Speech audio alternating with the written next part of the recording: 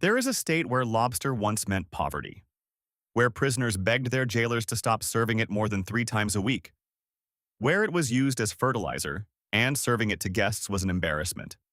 That same state is now synonymous with luxury seafood. It has its own official soft drink that predates Coca-Cola by 10 years and gave the English language a word for courage. It has been fighting Pennsylvania over a chocolate sandwich cake for 100 years, and neither side can prove they invented it first. Maine, the far edge of America, where locals call everyone else from away, and where being from away means you're probably ordering the wrong thing. 10 foods. One state that has been quietly feeding the country on its own terms. Lobster was not always a luxury. For most of Maine's history, it was the opposite. When European settlers arrived, lobsters washed up on beaches in piles 2 feet deep.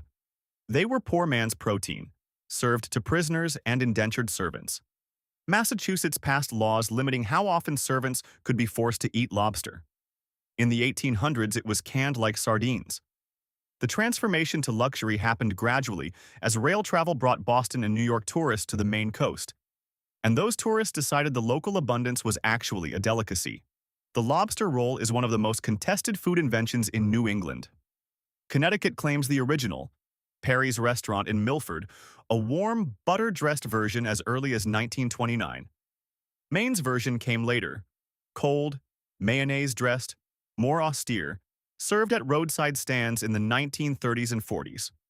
It went national in 1997 when Rebecca Charles opened Pearl Oyster Bar in Greenwich Village and put an authentic Maine lobster roll on a proper New York menu.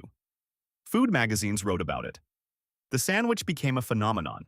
The bun matters. Not side split, top split, with flat sides grilled in butter, standing upright so the lobster doesn't fall out. You can buy this bun at every Maine grocery store.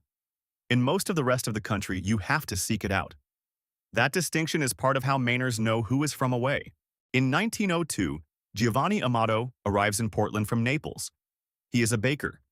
He opens a small shop on India Street and sells bread from a pushcart to dock workers who need something cheap, portable, and filling. One day, a dock worker asks for something more substantial. Amato splits his loaf and fills it. What he puts inside is telling. Boiled ham, not salami or capicola.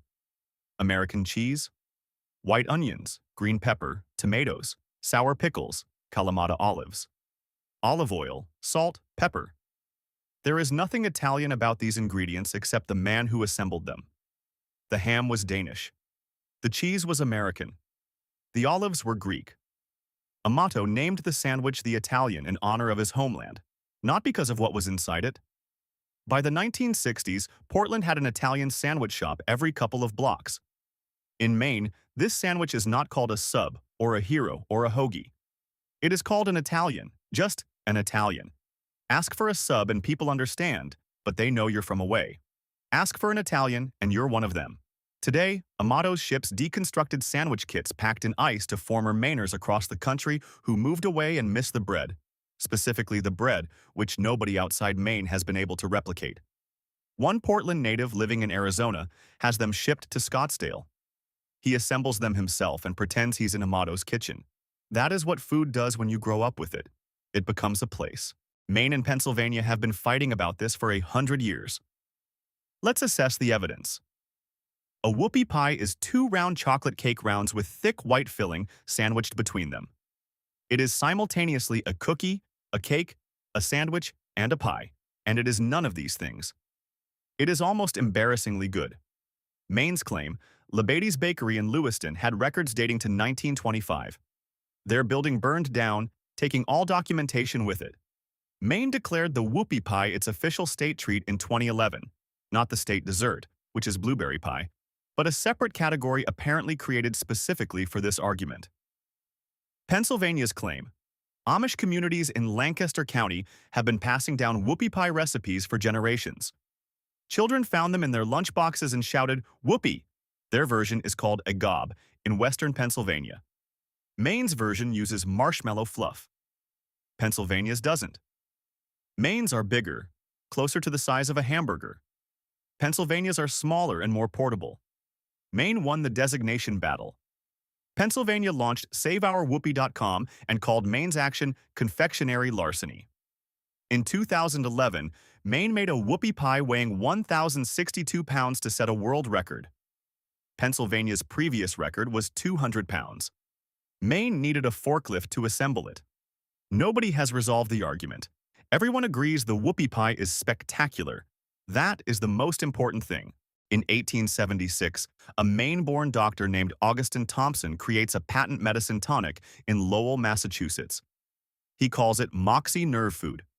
He claims it can cure paralysis, softening of the brain, nervousness, and insomnia. He is a product of his time. In 1884, he adds carbonation. By the early 1920s, Moxie is outselling Coca-Cola. President Coolidge is a devoted fan. Ted Williams endorses it.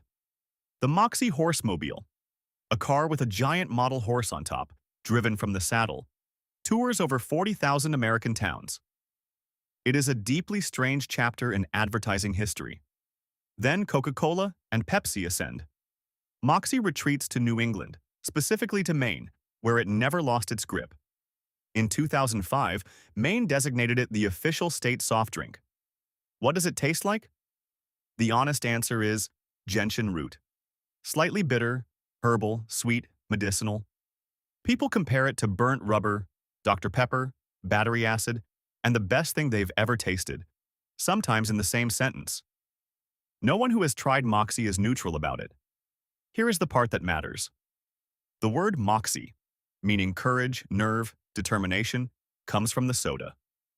Before there was a word for audacity, there was a bitter tonic from Maine that put enough edge in you to face the day.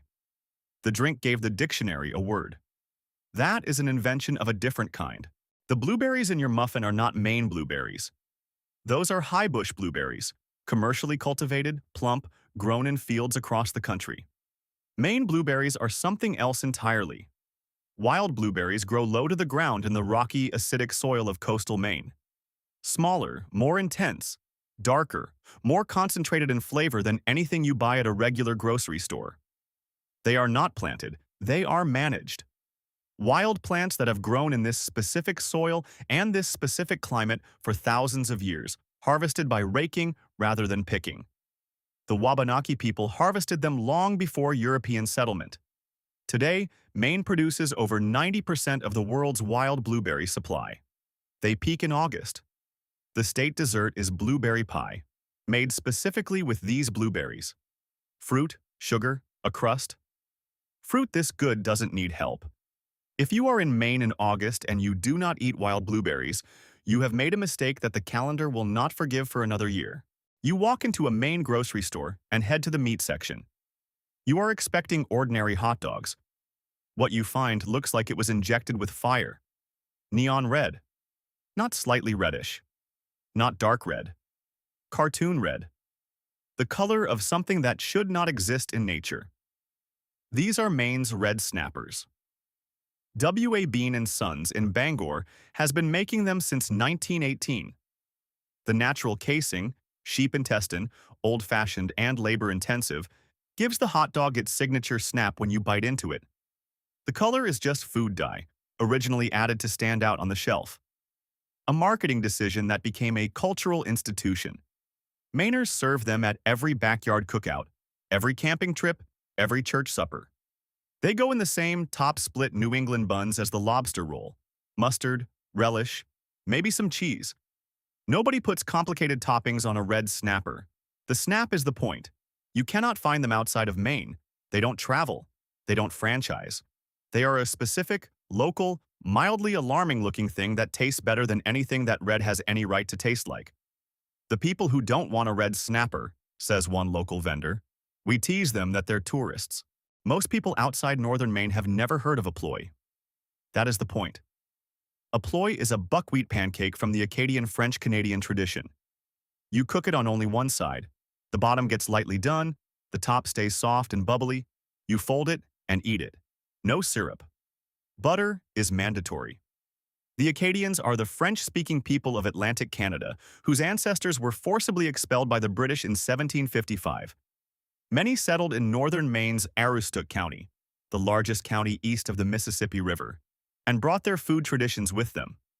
The ploy is the most distinctive. It is not sweet. It is earthy, slightly nutty from the buckwheat. You eat it wrapped around something. Baked beans, pulled pork, ham and eggs, brown sugar, and cream. The ploy is the vehicle. It has been the vehicle in northern Maine kitchens for over 200 years. Outside Aroostook County, almost nobody knows what it is. Inside Aroostook County, it defines the region as distinctly as lobster rolls define the coast. Maine is not one food culture. It is several, layered by geography, history, and the specific communities that ended up in each corner of this enormous, mostly empty state. Maine has a dish that is cooked underground. This is not a metaphor. Beanhole beans are navy beans, or yellow eye beans, slow-cooked in a cast-iron pot buried in a pit over hardwood coals. The pot goes in the night before. It is buried. The earth holds the heat. In the morning, the beans are done.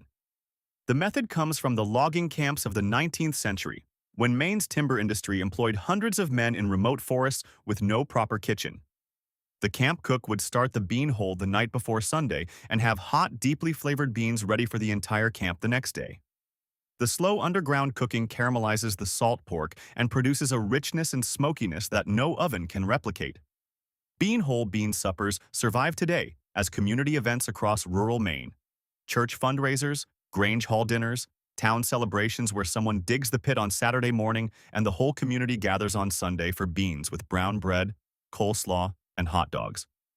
The beanhole supper is Maine's communal meal, a gathering around a fire that has been burning underground while everyone else was sleeping. There is a food in Maine available for approximately 3 weeks each spring, and then completely unavailable for the rest of the year. You cannot import it. You cannot buy it prepackaged. You cannot freeze it. It comes in, and then it goes away, and if you missed it, you wait until next May. Fiddleheads are the young, tightly coiled fronds of the ostrich fern, harvested just as they emerge from the forest floor. The window is 2 to 3 weeks in May. After that, they open into ferns and are no longer edible. Wabanaki communities harvested them long before European settlement. Today, Mainers still forage them, some commercially, many through the private tradition of knowing your spots and telling no one. Fiddlehead locations are passed down within families like recipes. The flavor is somewhere between asparagus, green beans, and something you cannot quite name. You blanch them. Sauté in butter with garlic. You eat them, and you know spring has arrived. Then they're gone. Fiddleheads appear briefly at farm stands and on restaurant menus every May. That brevity is part of what they are. Maine food operates on its own calendar, and the calendar does not negotiate.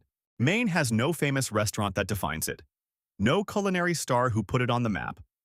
What it has is a coast, a forest, a geology, and a population that has been living with those conditions for thousands of years. The lobster was poor man's food until Maine's cold water made it irreplaceable. The wild blueberries grow in soil nobody else has. The fiddleheads come up for 3 weeks and then disappear. The ploy exists because Acadian refugees carried their grain traditions into a place where buckwheat grew well. The beanhole beans fed logging camps because the forest required feeding. You cannot move Maine food to another location and make it the same thing. The lobster roll is not the same roll in Chicago. The blueberry pie is not the same pie with Michigan blueberries. The Italian sandwich is not the same sandwich outside Portland because the bread is not the same bread. The bitterness of the Moxie, the snap of the red snapper, the 3-week window of the fiddlehead, the underground heat of the beanhole, the dispute over the whoopie pie that has been going on since before most people now alive were born. Maine food does not ask for your approval. It was here before tourism. It will be here after. Stay curious.